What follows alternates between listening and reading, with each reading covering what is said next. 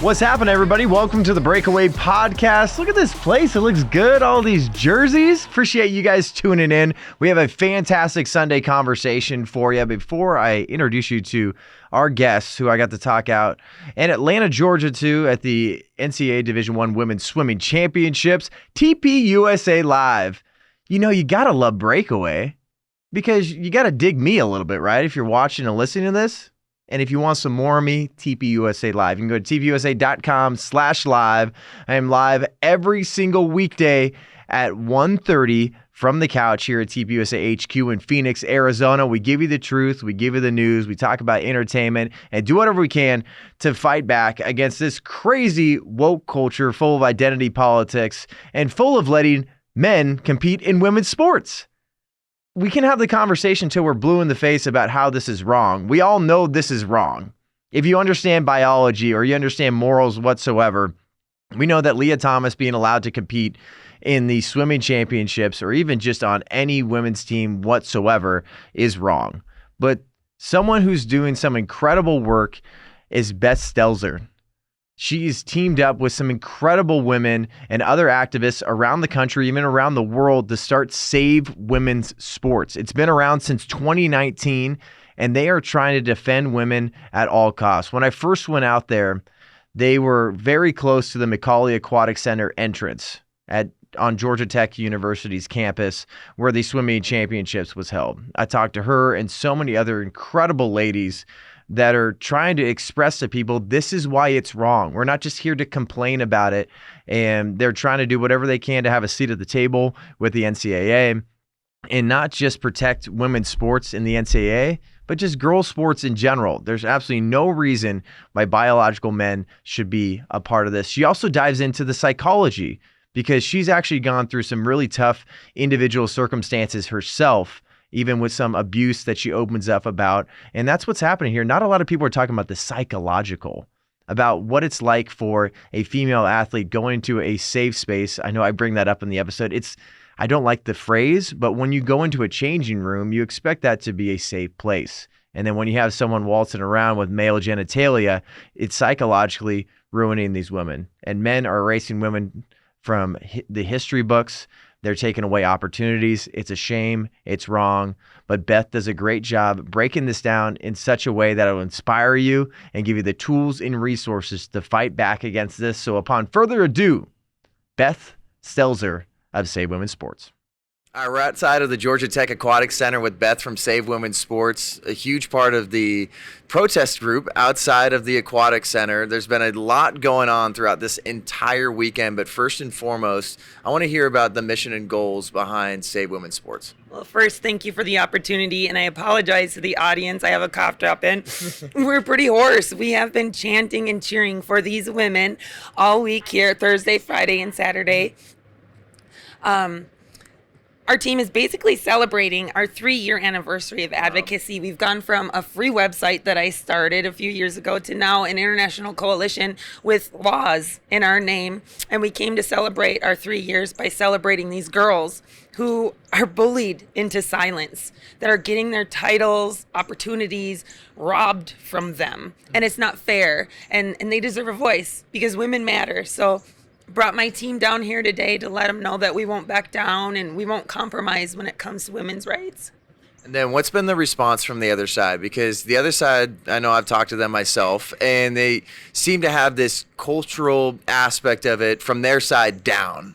But when you get down to the nitty-gritty of sports and real science, it seems like, I know a lot of people brought up, they can't even join the debate when it comes to actually talking truth and facts. They're just caught in their feelings, and they really can't justify their position when you start talking facts. It was very fun to watch Colin Wright interact with them. It was like knocking them in the head with an encyclopedia. Like, you want facts? Here it is. Like, they cannot justify their position to us, and I find that really interesting. And they're the ones saying that we're harassing them, but yet we're getting called all these vicious names, hateful signs, getting flicked off, etc. we're just cheering for girls is all we've done. And we've never engaged negatively. Right now, actually, there's representatives from both sides of the aisle having a very civil conversation. And it is just refreshing and lovely. Most of these are obviously college students, it looks like, that are gathering across the street. And you know what? I give it up to them for exercising their First Amendment rights to be here. And then you were the one that had the Save Women's Sports sign that you draped over the railing, and I know that went viral. Tell us about that moment and some of the responses you've been getting in person and online. It was very interesting, and I appreciate the opportunity to share my story about it. I saw Leah was coming up to swim, and I decided now was the time to get out the flag. And I saw that right in front of my assigned seat was an NCAA banner on the railing. And so I jumped up, held it over, and I actually wasn't there for very long. So I was grateful that the cameras caught me, because one of the hired security there told me to effing put it away and to effing leave. They told you to get out, and they used profanity. They used extreme profanities, and this is a very large man screaming at me, a woman who has suffered from PTSD, from sexual abuse and domestic violence. Luckily, I'm a power lifter. I got strong on the inside when I got strong on the outside, so I knew I was in the rules. The only thing I did wrong was hold the banner over the railing and possibly block some people's view behind me. So I was very respectful. When he did tell me that, I knew I was within my rights, folded up my flag quietly, and resumed my seat. What were the responses you were getting inside of the aquatic center too? Because I'm sure there's a few people that are going to be murmuring. I'm sure there's a few people that they're obviously afraid. They're afraid to speak. But did you get some like pats on the back? What happened? And my team has been shocked. We started out Thursday, and we'd get some parents, etc., that would walk by us and kind of let us know, with a little subtle gesture. And today they're walking out going, yeah, give me that book, give me that sticker, give me that button, we'll support you. So it's really been great. And last night we saw people starting to chant with us, and it's just great to know that we have the support and they know that they're supported. And I think a tough part about this too, a lot of the conversations that I've had inside of the aquatic center is, it's just like so many aspects of our society. People don't know how to speak on this, and it just gets hyper emotional, and they know this is wrong, but they just don't know how to break it down specifically. So how do you encourage people to say, like, whether you have a religious foundation or you just agree that men are biologically have an advantage over women? How do you tell people to talk? Backgrounds come together for this. It's totally nonpartisan. Religion doesn't have to be a part of it, but if you come from that part, fine. Whatever it is that brought you to this, come to our team. Mm-hmm. We won't compromise. Save Women's Sports is here to say that women matter. We're not worn. We're born. Yep. We're not some costume. It's not identities that play sports. It's bodies that play sports. Yep. I'm tired of being painted as being anti-trans, when in fact I fully support any person's right to play sports, just fairly. And that means according to your biological sex. And then there's this aspect. I know I was asking them on the other side that were pro Leah. I was asking, it seems like what you're breaking down a woman as is just testosterone levels and feeling. And it didn't seem like they had a good response to that, because I feel like in this country you can believe what you want to believe, you can change your name to what you want, and you can be whatever. It's a free country. But when we talk about specifically sports, tell us how this is not an advantage over these women, and tell us how you're actually protecting women by supporting what's going on here.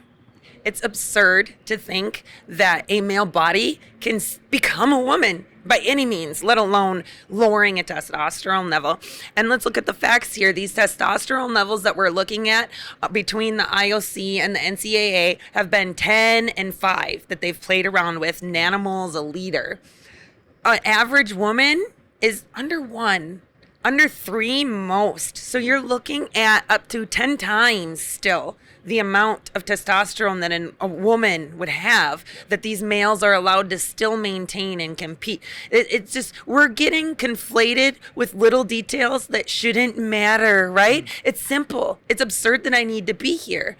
Males, females, it's all it is. We don't need to conflate it with things. Women are not a hormone level. And then also, too, from the NCAA side of things, it seems like that's where everyone is very upset. And I think from my viewpoint, I do understand the argument of right now Leah is playing by the rules. But also at the same time, that doesn't make it just wrong on the NCAA side. Leah knew that transitioning to a woman was taking advantage of a situation, taking advantage of women here. So but specifically from the NCAA perspective, if you were able to sit down with them, also, have they reached back out to you? Have they given you the time of day before I ask the full question? The only response that we have gotten back from them was after our petition of 300 athletes asking the NCAA to step up almost 2 years ago was leaked. They doxed our athletes that was supposed to be in a private petition. So we heard back from them about that they basically weren't going to do anything to help us. And that's the last we've heard from them. They had meetings where they supposedly consulted women. Can't find any of my over 40 women's organizations that are on my side that were consulted. Some of the top athletes speaking out, they weren't consulted. I'd like to really know, the NCAA and the IOC, who were the women that were consulted, because it seems to me the only, quote, women on their panel were men assuming the identity of women. And it seems like right now, too, there's a massive push from places I know, like ESPN's covering this event right now, and they are constantly talking about social issues and how to protect women, how to make sure there's more media coverage, especially when we're talking right now with March Madness. Men's March Madness obviously it's going to get more viewership because there's more sponsorship dollars, there's more entertainment, and people are just more attracted to that. But when it comes down to how do you actually protect women, and some of these women out here are some of the best in the world. Watching Reagan Smith swim today, it's fantastic. The swimming, the diving, these athletes, it's absolutely incredible to watch them out there, and to think that they're suffering not only with a male competing against them, but these girls are forced to share their locker room with these males. And I think a lot of people in the audience don't realize that these males self-identifying their way into sports, hospitals, rape crisis shelters, they don't have, quote, bottom surgery. A lot of these males are intact male bodies. So let's be honest, these poor girls are forced to share their locker room with a male body, a male strutting around with his intact genitalia out. There are girls on that team who have suffered from sexual abuse that should not be forced to deal with that. And when any of them raised the alarm, you know what they did? They told the girls to basically go see the campus shrink and change in another locker room. It's absolutely absurd. Why don't their voices matter? I have suffered from these things. I understand what the PTSD is like. You need a sex-separated space to feel safe. I want to know that when I go into the bathroom, I'm not going to run into anything that might possibly harm me like that. And a male body is a threat, whether they are a threat or not. In a woman's head who suffered abuse, that male body is a threat, and I should have the right to have my own space. And then I hate the phrase safe space, but I mean, I feel like that's the best place to say, like, you know, bathrooms and changing rooms, they should be a safe space for women. And knowing that it's not just women's records being erased right now, it's not just opportunities because they finished outside of the top 8 and they're not able to make it to the finals. It's actually this psychological damage that it's having to change in the same locker room as a man here. And I think that's not being brought up. It seems like now that there's more than just the sports conversation. There's obviously a cultural aspect to this. There's the psychological aspect, especially too. It's not just women being erased from the record book. It's not just losing out on opportunities because they didn't finish in the top 8. They're not able to be a part of the finals because that's taken by a biological man. We're talking about the psychological harm and damage that's happening to these women because they're having to see a naked man in the locker room and have to deal with these kind of things. And the psychological harm goes beyond just seeing the male in the bathroom. We need to look at the little details that are making a huge difference. And we need to start with this preferred pronouns. That's psychological abuse to tell a woman that she has to identify a man as a woman. It's going against our natural instincts. And now this culture that is jumping onto this gender ideology bandwagon is now training next generations to accept male bodies in their sex-separated spaces as normal. And I'm not saying that any male that is self-identifying their way in is going to be a predator, but we need to have a place that we can feel safe from predators. And that means that women deserve a sex-separated space. And like you said, it's sports, it's rape crisis shelters, it's hospitals, it's prisons. I don't think a lot of people realize that there are male rapists, like males who have raped children, that are now in prisons with women, and they're harming women. And they're not only harming women, they're getting transitions on the tax dollar. Well, you know what's silly is men and women's sports. And you know what else is silly? This look right here. But something that's not silly is Good Ranchers. I know food is a huge part of the sports experience. And what if you could party down with your friends, maybe go a little sports watch party and donate to TPUSA at the same time as eating good? Now you can with Good Ranchers. They sell 100% American meat, and they believe so much in what we're doing right here that they'll donate $50 to TPUSA on your behalf when you purchase from them. Good Ranchers delivers steakhouse quality beef, chicken, seafood, right to your door. And with our code TPUSA, that's TPUSA, donate 50 buckaroos to our mission while getting absolutely delicious food. Head on over to goodranchers.com/TPUSA today. Get ribeyes, New York strips, gourmet burgers, and so much more. Anything your heart desires, order now with promo code TPUSA, and $50 will be donated to our mission of sharing and preserving true American values, which includes getting men the heck out of women's sports. Go to goodranchers.com/TPUSA to get a box today. Once again, use promo code TPUSA at goodranchers.com/TPUSA. Do good while you eat good. Everyone knows about Loudoun County, or at least I'd say the vast majority of Americans have heard about that story there. And that's when somebody took advantage of a transgender law. And that is on a campus. That was on a high school campus. But I remember, like, when I was in college, hearing so much about me being an athlete, about how we need to be protecting the women on campus, how we need to be respecting the women on campus, and knowing that, like, there's a reason there's security all around this campus, on my campus when I was going there. It comes down to it, if you can't define a woman, how do you protect her? And when we erase sex and put in gender identity, it erases the definition of what a woman is. A woman is simply an adult human female. And this conflation of language is how we're getting to this destructive point in this toxic environment, because there's no clarity. We need to use proper pronouns, not preferred pronouns. And in the media, thankfully, we have some media like you guys that are telling the honest truth. They're male bodies. It's a he, not a she. And if we were all open and honest about that, I think that the world would be more knowledgeable. But we're just running into these roadblocks that the cancel culture keeps throwing in there, red herrings to throw people off from finding the honest truth. And that is, this with sports that we're seeing is the beginning of the erasure of women in our record books, in history period. There's no asterisk to show that Leah's record was set by a male. Generations ahead now are going to look up to that and go, oh, maybe I'm just not training hard enough. And they might not have in the history books that was a male body. We need to be clear, and we need to make the right history. We need to make the truth, and that needs to be recorded. And I know something for me, just specifically on the sports side of things, there's some people that are on both sides of the argument when it comes to, like, Barry Bonds. Like, for me, I love baseball, and the reason I don't think he should be a part of the Hall of Fame is because he took performance-enhancing drugs.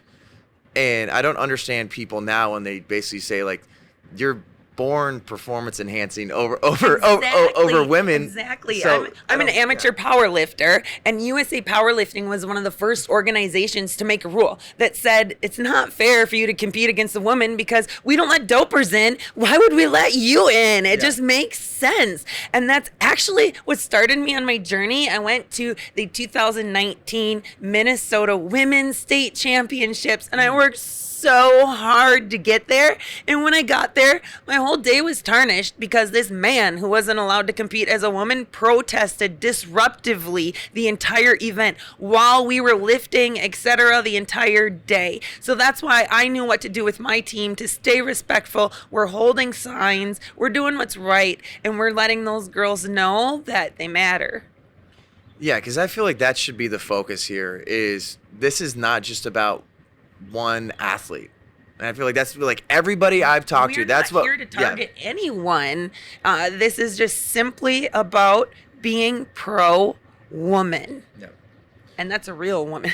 Yeah, and that's where it gets to the cultural aspect of this here. It's like, what is a woman? I remember asking the other side, I'm like, can you describe to me what a woman is? And it sounds like from what you're telling me is one of the supporters over there said, it's kind of like a spiritual thing. It's kind of a feeling. It's like feeling, right? It's like whatever. And I think that completely devalues women. And I think that's why it's been fascinating for me having these conversations because I'm not a woman. You look at me, I'm not a woman, but You're not? I'm not. Shocker, right? How do I know, though? How do I know? You have a beard. Because I'm going to tell you my pronouns right now. No, I'm okay, kidding. okay. Oh, well, we can be clear then. Okay. And that's where I feel like there's this aspect of it's devaluing women in every aspect of society. I look at this erasure as women as the ultimate misogyny. Yeah. And I think that's why, for me, it's like, as men, I am always going to ask the question, and I know when I had Erica Brown and Gabby DeLoof on our podcast, just amazing professional swimmers, it's like, how do men come alongside women in this debate? And I think we don't need to get into the abortion topic, but I think I asked the same thing there. Like, there is people that are adamantly against that, and there's the other side trying to say, if you don't have a uterus, you don't have an opinion. And I think this is a cultural thing that we all need to come together. It doesn't matter what race, religion, background. Totally you need to come together. My international coalition is women from the left, from the right, from this religion, from that religion, from this background, from that background. We are all coming together. And I look back at one of my pivotal figures that brought me here today, Magdalene Burns, rest her soul. She reminded us that we don't all have to agree on everything to come together on this one thing. And that's what I would love the world to do, is just wake up. We don't all have to agree, but it's time to speak up together to protect women. So going off of that then, has there been some progress made with the other side, whether it's been people actually with the signs out there across the street from you ladies, or has it been people, coming out of the aquatic center saying, I thought this maybe when the event started, and then by the end of this weekend here, I've changed my mind a little bit. What's been the positive change? Similar to like the response, how from Thursday we were getting the little fist pumps to now it's hands in the air. People are more bold. They weren't wanting to take our brochures and stuff at first. We were getting some cold shoulders. People really didn't want to be associated with us. They were scared, but now they're all on it. They're like, these people are legit. We're really just here for women. We are not anti-trans or trying to ban anyone from playing in sports. Just want to protect the eligibility for female sports to be on the basis of sex. And that's what Title IX was supposed to do. 50 years in June. It was already erased by Biden on International Women's Day. Yep. It's absolutely ridiculous. I had a lovely lady behind me in the stands during prelims. I know she was holding a sign that was supportive of us, and she was telling us how she grew up playing sports in the 60s and saw what Title IX did for her. And she just tears. But I want to share her awesome sign with you. Yep. DQXY. I think it's pretty simple right there. And for people that might be watching or listening to this, what exactly does that mean? Because I know what it means. Right. So DQ, disqualify, XY, the man. Yeah. And I think there's been a lot of clever signs. I know, not to toot my own horn, I felt it was kind of clever. They were so funny. Because I put it up and it was like, dude with the signs, a big Instagram account from a guy from New York just holding up a cardboard sign. Yes, it was literally just as simple as, hey, NCAA, I got a question. Why are men competing? And it doesn't seem like the NCAA wants to give an answer to that at all. So my follow-up question would be then, I know I talked to Seth Houston, the swim coach for Rice. I'm asking the same thing, like, what's the solution? If you're able to sit down with the NCAA, maybe other activist groups, and Leah Thomas, what would be presented, and how would you find a specific solution here? What would you present? Competing on the basis of sex. Women have XX chromosomes, men have XY chromosomes. They're very, very rare occasions of disorders of sexual development, or intersex as they're called. And let's look at that on an individual basis and how we can handle those disorders and stop conflating it with transgenderism. That's it's very disrespectful for the people born with these disorders, for people identifying a certain way, to hop on and try and steal their rights from them. Couple more questions, because I'm in the line of thinking is the best way to love people is by telling them the truth. And the truth is unbelievably uncomfortable. And even all you ladies out there protesting, that is wildly uncomfortable. It's wildly countercultural. But I think the best way for us to care for each other is getting down to not just feeling, but like what is the truth? What is morality here? What is biology? And I think if people are going to continue to tell Leah that there's something that they're not, all they're doing is hurting them more than helping them. There's extreme power in honesty. I've testified before. I say that my tongue is my sword and the truth is my shield. Yeah. There's great power in just speaking the truth. And I found that once I haven't backed down to the bullies, the death threats and such, stop, because they know I'm not going to stop. I won't weesht. And that's a saying from Scotland. I mean, this is going on all over the world. This isn't just the United States. All levels of sport, all levels of sex-based spaces. We have women that are not only threatened with their scholarships, their jobs. Yeah. They're getting sued. I'm currently in the middle of some stuff that it's ridiculous that I could get faced with discrimination for calling a male a male. Yep. What kind of world are we in, John? Mm-hmm. I'm so thankful you guys are here to spread the truth. Yeah, and I think that's what we have to do. And there's going to be, I know I posted about this the other day. I'm like, this is the time to speak up. And it's not just, hey, we have a heightened moment. It's already too late. Yeah. It's already too late. The floodgate is starting to open, and if we don't close it now, we will not be able to get women's sports back. It will be co-ed sports eventually, but soon we will just have male sports, because we know that the top females can never compete with the top males. Women will just fade away, and that's exactly what some people are wanting, the erasure of the definition of women. My final question for you would be then, right now, it's just, once again, such a heightened moment. There's so many eyes on NCAA Division I swimming and on one athlete. But the fight doesn't stop at the end of the finals tonight. The fight's got to keep going to make sure that women are protected and women's sports are protected at all costs. So what's the fight going to look like after this weekend, and what can people do to help? They can come on our website, savewomensports.com/takeaction, and they can join up to be in our next protesting team. There will be more sports these next few months and through the summer that are going to experience the same atrocity, and Save Women's Sports plans to be there and not let it go down quietly. So our plan is to be around anytime this is happening. Males shouldn't be competing as females. It's just simple. Why am I here?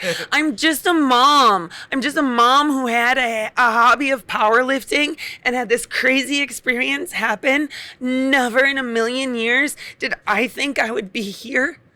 The other average moms out there just need to start speaking up, because it's almost already too late. And if I can do this, help create laws, help get on ESPN News with a banner, what can you do? Yep. That's what I want to tell people out there. It's time. What can you do?